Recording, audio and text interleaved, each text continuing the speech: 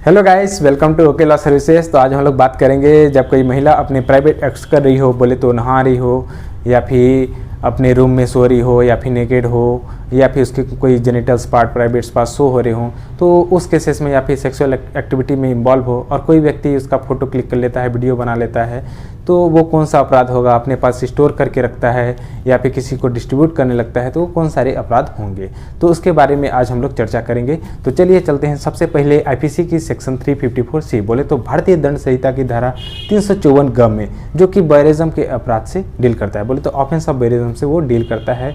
बैरिज्म को हिंदी में बोलते हैं दृश्य रतिकता। क्या बोलते हैं? दृश्य रतिकता का अपराध उसे बोला जाता है। इसमें ये होता है जब कोई महिला किसी प्राइवेट एक्ट बोले तो जहाँ पे उसके जेनिटल्स शो हो रहे हों, पोस्टीरियर सो रहे हों या फिर ब्रेस्ट सो हो रहे हों या फिर उस लेबोरेटरी के काम में हो, लेबोरेटरी बोले तो शौच घर के काम में हो या फिर किसी सेक्सुअल एक्टिविटी में इन्वॉल्व हो, ठीक है। उस टाइम पे अगर कोई भी व्यक्ति या फिर उसके बिहाफ पे कोई और व्यक्ति जाकर वहाँ पे देखता है या फिर फोटोज़ क्लिक करता है या फिर वीडियोज़ बनाता है, ठीक है, तो ऐसे व्यक्ति को बैरिज्म के ऑफेंस में लिया जाएगा, ठीक ना, उसको पनिशमेंट दिया जाएगा। और देखिए व्हाट इफ की अगर वुमेन ने खुद कॉन्सेंट दिया हो, मान लो ऐसा सिचुएशन है कि महिला ने खुद बोला हो कि मैं ऐसे प्राइवेट एक्टिविटीज़ में हूँ, आप मेरा फ़ोटोज़ क्लिक करो, तो क्या उस फोटोग्राफर को या फिर जो भी पर्सन वहाँ पे फ़ोटोज़ क्लिक कर रहा है उसको पनिशमेंट दिया जाएगा? नहीं। लेकिन अगर जो फ़ोटो क्लिक कर रहा है या वीडियो बना रहा है अगर वो किसी और को भेज देता है, ठीक ना, अगर वो किसी और को भेजता है तो उस सिचुएशन में उसको भी बैरिज्म के ऑफेंस में लिया जाएगा और उसको पनिशमेंट दिया जाएगा, ठीक है ना। तो फर्स्ट कन्विक्शन इसमें जो होगा, मतलब अगर पहली बार जब व्यक्ति ऐसा करते हुए पकड़ाता है तो उसको 1 साल से लेकर 3 साल तक का कारावास और जुर्माने से भी दंडनीय किया जाएगा। अगर दोबारा या सब्सिक्वेंटली पकड़ाता है तो उसको 3 से 7 साल का कारावास और जुर्माने से भी दंडनीय किया जाएगा। अब इसमें देखिए, अब आईपीसी की सेक्शन 354C तो देख लिया, लेकिन इससे भारतीय दंड संहिता बोले तो इंडियन पिनल कोड के अलावा भी और भी एक्ट्स हैं जो इन सब से डील करती हैं और प्रोटेक्ट करती हैं वुमेन्स और चिल्ड्रन को। ऐसे ग्रेव ऑफेंसेस बोले तो ऐसे इस तरीके के अश्लील जो कृत्य होते हैं उनसे उनको बचाने के लिए, ठीक ना। अब देखिए स्पेशल एक्ट्स और लॉ बनाना वुमेन्स और चिल्ड्रन के लिए, क्या ये भी लीगल है? जी हाँ। तो article 15 clause 3 of the Indian constitution of India में साफ साफ बोला गया है कि वुमेन्स और चिल्ड्रन के लिए स्पेशल लॉज बनाए जा सकते हैं। तो अब चलते हैं हम लोग indecent representation of women prohibition act 1986। तो इसमें क्या होता है, इसमें देखिए 2 सेक्शंस है, सेक्शन 3 और सेक्शन 4 जो मेनली डील करते हैं। बाकी इसमें और भी सेक्शंस हैं जो कंपनीज अगर ऐसे करते हैं उनके लिए क्या सजा दिया जाएगा, तो आगे हम लोग देख लेते हैं section 3 and section 4 of indecent representation of women के बारे में। तो इसमें ये होता है अगर कोई भी व्यक्ति, ठीक ना, अगर पब्लिश करता है, ठीक, इनडिसेंट रिप्रेजेंटेशन ऑफ वुमेन जो है उसके एडवर्टाइजमेंट्स को पब्लिश करता है या फिर पब्लिश करवाता है या फिर अरेंज करता है या फिर ऐसी किसी पब्लिकेशंस में पार्ट लेता है या फिर एग्जिबिट करवाता है या फिर एडवर्टाइज करवाता है जिसमें कि इनडिसेंट रिप्रेजेंटेशन ऑफ वुमेन हो किसी भी फॉर्म में, तो वो भी पेनलाइज्ड होगा, वो अपराध कर रहा है। और देखो अगर किसी भी तरीके के पोस्ट बोले तो बाई पोस्ट या किसी बुक्स में, पैम्पलेट्स में, लिफलेट में, ठीक ना, ये सारे हो गए, स्लाइड में, फिल्म में, राइटिंग में, ड्राइंग में, पिक्चर में, पेंटिंग में, फोटोग्राफ, रिप्रेजेंटेशन, फिगर्स, इन सारे अगर किसी में भी वुमेन का इनडिसेंट रिप्रेजेंटेशन शो हो रहा है फिर भी वो पेनलाइज्ड होगा व्यक्ति। अब देखिए इनडिसेंट रिप्रेजेंटेशन होता क्या है ये भी जान लेते हैं। देखिए इनडिसेंट रिप्रेजेंटेशन ऑफ वुमेन होता है जिसमें वो इस तरीके से उसके वुमेन के फिगर को दिखाया जाता है, उसके फॉर्म या फिर ऐसे उसके बॉडी को या फिर बॉडी को ऐसे हिस्से को दिखाया जाता है, ऐसे तरीके से दिखाया जाता है कि वो इनडिसेंट होता है या फिर डेरोगेटरी होता है या फिर डिनिग्रेटिंग होता है वुमेन के लिए, ठीक ना, जो कि लाइकली टू डिप्रेव, करप्ट और इंज्योर द पब्लिक मॉरलिटी और मोरल्स, वो इस तरीके से होता है, ठीक ना। ये होता है इनडिसेंट रिप्रेजेंटेशन ऑफ वुमेन, ठीक। तो सेक्शन 3 होता है आपका एडवर्टाइजमेंट से रिलेटेड, सेक्शन 4 होता है आपका पब्लिकेशन से रिलेटेड। अगर कोई ऐसा एडवर्टाइज करता है या पब्लिश करता है तो उसको उसका प्रोहिबिशन होगा। अगर वो नहीं मानता है तो उसके लिए फिर सज़ा सुनाई जाएगी, और सज़ा कितनी सुनाई जाएगी वो section 6 of the indecent representation of women act में बताया गया है कि उसको जो सज़ा सुनाई जाएगी वो कितना होगी। फर्स्ट टाइम अगर ऐसा ऑफेंस कर रहा है तो उसको कितना सज़ा सुनाया जाएगी, कम से कम 2 साल का सज़ा होगा और 2000 रुपये का जुर्माना उसके ऊपर लगाया जाएगा। अगर वो दोबारा या सब्सिक्वेंटली करता है तो उस केस में उसको 6 महीने से लेकर 5 साल तक का सज़ा सुनाया जाएगा और जुर्माने से भी उसको दंडनीय किया जा सकता है। और जुर्माना कितना लग सकता है यहाँ पे 10,000 से लेकर 1 लाख रुपये तक के भी जुर्माना उसके ऊपर लगाया जा सकता है, ठीक ना। बाकी और भी ऑफेंसेस हैं, अगर कोई कंपनीज करती है तो उसके लिए भी ऑफेंसेस हैं। ये तो अगर कोई इंडिविजुअल्स करता है उसके लिए ऑफेंसेस हैं, लेकिन अगर कोई कंपनी करती है तो उसके लिए भी ऑफेंसेस बताए गए हैं। तो ये सारे होते हैं अगर कोई indecent representation of women show करता है तो, ठीक है। अब देखिए penalty for sale harmful publication का, ठीक ना। हार्मफुल पब्लिकेशन एक्ट के ऊपर आते हैं, young persons harmful publication act 1956, जो कि सिर्फ और सिर्फ 20 साल या फिर 20 साल से कम आयु के बच्चों, चाहे वो मेल हो या फीमेल, दोनों पर ही लागू होता है। अब हार्मफुल पब्लिकेशंस क्या होता है, जैसे किसी बुक में, किसी मैगजीन में, किसी पैम्पलेट में, किसी लिफलेट में, किसी न्यूज़पेपर में या फिर इस तरीके के किसी भी पब्लिकेशंस में, ठीक ना, अगर ऐसे पिक्चर शो हो रहे हैं तो उसको क्या बुलाया जाएगा, ठीक ना, उसको क्या बोला जाएगा कि ऑफेंस कमिट हो रहा है, ठीक। एक्ट्स ऑफ वायलेंस या क्रूएल्टी हो रहा है, उससे इंसिडेंट्स ऑफ रिपल्सिव और हॉरिबल नेचर का हो, इस तरीके के जो पब्लिकेशंस हैं, तो ये पब्लिकेशंस को प्रोहिबिट किया जाता है। अगर कोई ऐसा पब्लिश करता है, सेल करता है, हायर करता है, डिस्ट्रीब्यूट करता है, पब्लिकली एग्जिबिट करता है किसी फॉर्म में, ये देखो जनरली क्या होता है कि हार्मफुल पब्लिकेशंस बच्चों को भी नहीं आप सेल कर सकते हो, ठीक ना। तो अगर आप बच्चों को सेल करते हो जो कि 20 साल से कम आयु का है, इस तरीके के पब्लिकेशन जो अभी हमने बताया, वो कैसे पब्लिकेशंस हो, उस पब्लिकेशंस में ऐसे स्टोरीज बताए जा रहे हो।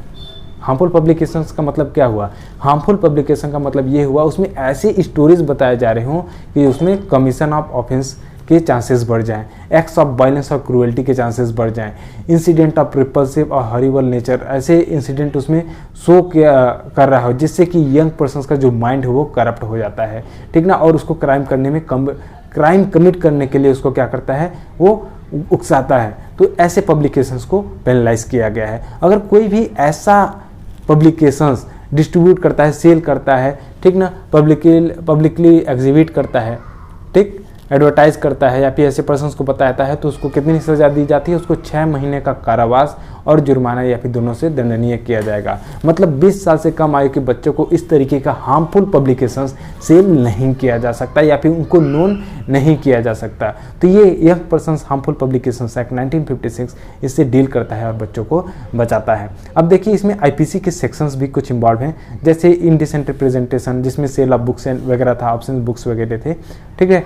ये सेक्शन 292 है, IPC के सेक्शन 292 है, जिसमें सेल हो गया, sale of books, paper, pamphlet, paper, writing, drawing, painting, representation, figure, any object जिसमें कि ऑब्सीन सीन्स हो, ठीक ना, ऑब्सीन हो, तो ऐसे ऑफेंसेस भी पेनलाइज्ड किए गए हैं। ये section 292 of the Indian penal code में बताया गया है, ठीक है। और सेक्शन 293 में ऐसे ऑब्सीन ऑब्जेक्ट जिसमें शो हो रहे हैं, अगर ऐसा कोई सेल डिस्ट्रीब्यूशन होता है यंग पर्सन को, तो उसके लिए सज़ा सुनाया गया है।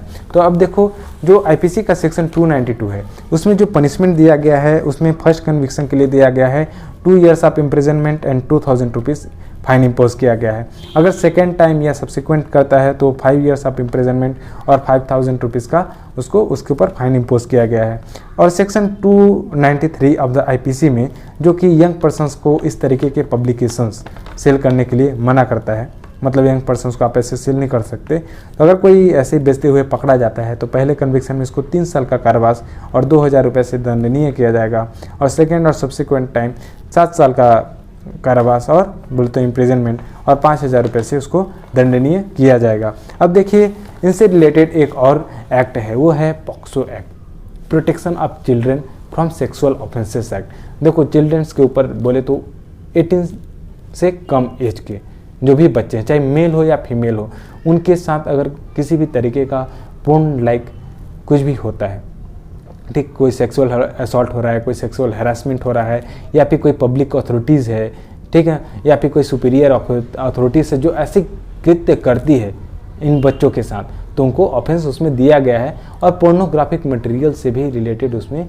पनिशमेंट दिया गया है। तो उसमें मेनली 3 सेक्शंस हैं जो कि पोर्नोग्राफिक मटेरियल से डील करते हैं, वो है सेक्शन 13, सेक्शन 14 एंड सेक्शन 15। तो सेक्शन 13 है, उसमें ये है कि अगर कोई भी, ठीक, कोई भी व्यक्ति बच्चों को यूज़ करता है वो किसी भी मीडिया में, ठीक, मीडिया में, टेलीविज़न चैनल में, या फिर इंटरनेट के जरिए, या फिर किसी भी इलेक्ट्रॉनिक फॉर्म, प्रिंटेड फॉर्म, चाहे वो प्रोग्राम में चलता हो या ना चलता हो, या एडवर्टाइजमेंट कर रहे हैं, ठीक, फॉर पर्सनल यूज़ और फॉर डिस्ट्रीब्यूशन, या फिर किसी सेक्सुअल ग्रेटिफिकेशन के लिए, जिसमें कि बच्चे के सेक्सुअल ऑर्गन्स का रिप्रेजेंटेशन हो रहा हो, मतलब शो हो रहा, बच्चे के सेक्सुअल ऑर्गन्स शो हो रहे हों, ठीक, या फिर बच्चों को इस तरीके से यूज़ करना जो कि रियल बोले तो रियली में बच्चा इन्वॉल्व हो, इस तरीके से करना, या फिर सिमुलेटेड सेक्सुअल एक्ट्स में इन्वॉल्व होना, चाहे विथ पेनेट्रेशन हो या फिर विदाउट पेनेट्रेशन हो, फिर भी वो use of child for pornographic purposes के ऑफेंस में आएगा, या फिर इनडिसेंट और ऑब्सीन रिप्रेजेंटेशन ऑफ चाइल्ड हो रहा हो।